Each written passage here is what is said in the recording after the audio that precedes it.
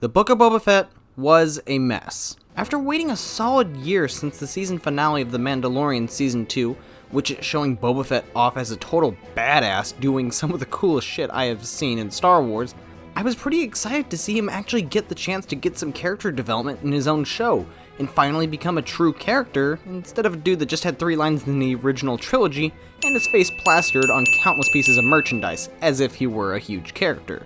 But Boba's show has finally wrapped up, and I'm severely disappointed, to say the least. And in a way, it feels like it's my own damn fault for hyping myself up, and in some ways it is.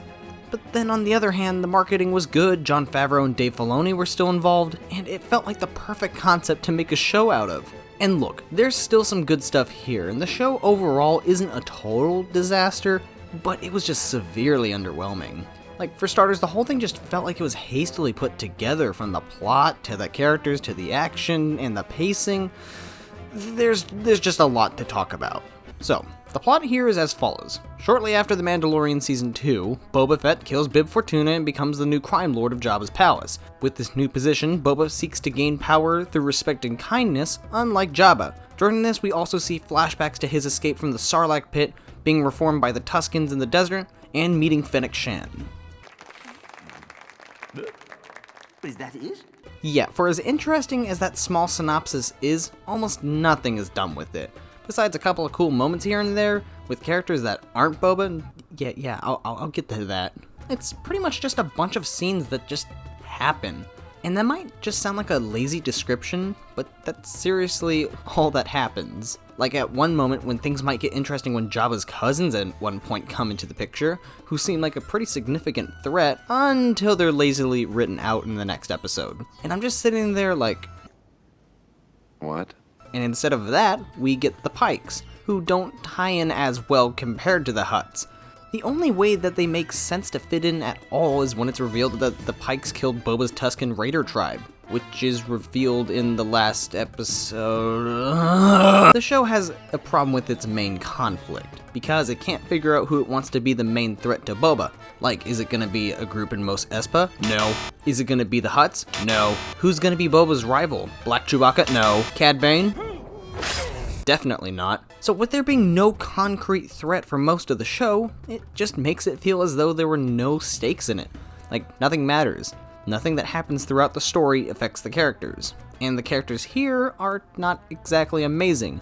There's no real character growth throughout the show. Pretty much everyone just stays stagnant and doesn't change. Which isn't a bad thing, mind you. There are characters that can be the same throughout a show without change. The video by Totally Not Mark talks about this point in depth about Son Goku and the flat character arc. It's only about 10 minutes long and it's very well made. Highly recommend you to check it out, link in the description. But someone like Fennec Shan is perfect in that role. She's just the cool muscle who goes out and kills people all stealthy, and in doing so does cool shit and does not take shit in the process. At the very least, Fennec was a standout. And I mean, Black Chewbacca was pretty cool when we got to see him. And Mando had some really cool character moments and easily had the best episodes in the whole show. And was an absolute monster in combat and had probably the best fight scene in the whole show. And speaking of which, I'm not gonna lie, this show had some abysmal fight scenes. From them having the dreaded close-ups and shaky cams, to instances that just didn't make any sense, like why the hell Boba didn't use his jetpack here, or how the hell this beast got into the palace to Boba's private chambers with no one knowing, and weird moves like this. What the hell is that move? And look, Star Wars has always had some pretty idiotic moves in the series. I'm not saying the show is the only one, but those bad fight scenes look even dumber when there are legitimately good ones. And look, there are some good fight scenes in the show. I really enjoyed the Lawrence of Arabia style train assault, and I could feel the speed and danger in it with a dude straight up getting whisked away during the fight. But fights like that are just so few and far between, it makes it harder to appreciate them compared to all the other stuff which is just meh or bad. But you've probably noticed that there's a specific part of the show I haven't talked about yet. That being Boba himself. Look at that. I neglected Boba in my review as much as his own show did. Which is the biggest letdown, where the show meant for Boba isn't entirely about Boba. Where we get to see some pretty cool things with him, like him finally getting out of the Sarlacc, being shown on screen, training with the Tusken Raiders, riding the Rancor, and loads of other things. And compared to a lot of other people, I actually liked where the show was going with his character, where he's more tribalistic and about honor and respect. I actually think it fits him well. He's an older dude who almost died doing a job for a crime lord who didn't give two shits about him. I can see that change. The problem is that he just isn't given enough time to be developed in that way, where the show keeps using flashbacks that eat up a huge amount of time in the show, and they should have been cut down and spread out through the show a little bit better. Like, sometimes they take up more time than the stuff that's going on in the present day in the current story. That's not okay. There needs to be a good switch between those two. Show us some stuff in the past, maybe not for a long time, and then go to the present. Like, I don't really think we needed to see all of Boba's training with the Tuskens, or him meeting Fennec in some ways. We could just assume the two met up. It wasn't really that hard to fill in the blanks there. But here's an idea of what they could have done.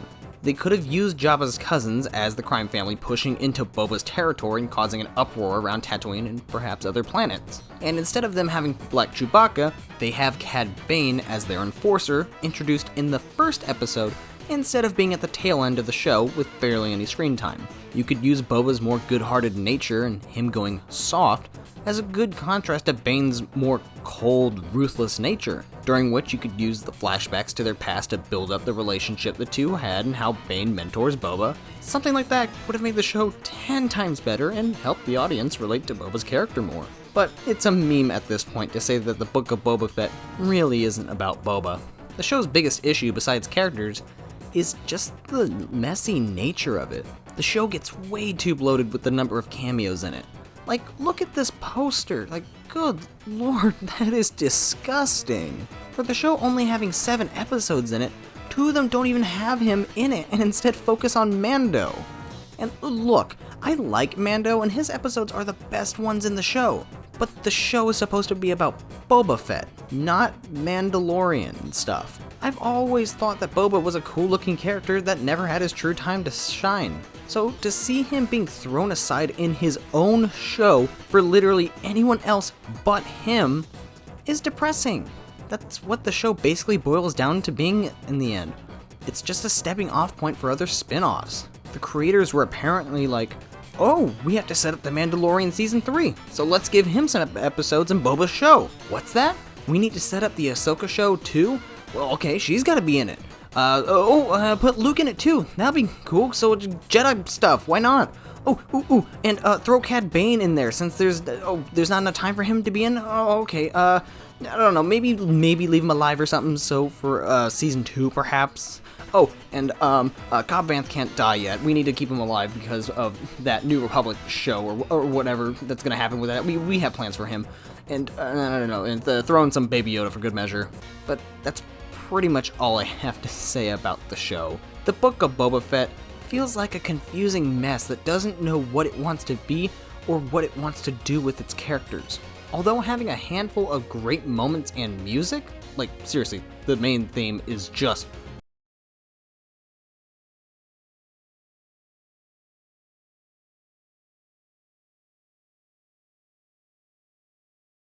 plot points just kind of go along without any true narrative thrust, with mostly lackluster action and an overall over-reliance on cameos and nostalgia. The show is barely able to keep its own identity. So with that, it gets a 5 out of 10.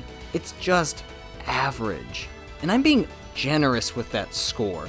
As much as I trash talk this show, I do hope it gets a second season, and I actually want to see it improve on itself. I want this to do what the first season should have been, with it having better action, with a bigger emphasis on the violence, a bigger focus on Boba Fett clearly, more variety than just the barren desert, and much, much better writing.